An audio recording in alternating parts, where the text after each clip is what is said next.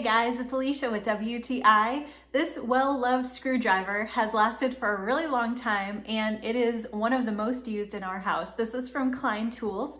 This is a 6-inch narrow tip flathead screwdriver, and I like this because I do a lot of little DIY projects that use small screws, like on light switches or plugs, things like that, where you might have to take them on and off when you're painting a wall.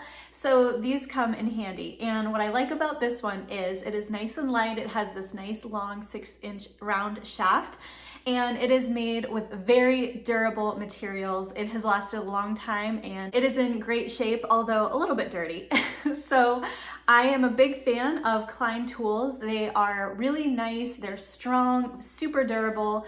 I love the grip on these because it is nice and grippy, and I always feel like I am in control when I use the Klein tools. So I'm just really happy with this screwdriver. I love that little narrow tip. It's perfect for cabinetry and light switches and plug receptacle covers, things like that. Perfect tool for the job. So if you're looking for a narrow tip screwdriver, definitely check out this one from Klein. That's my point of view.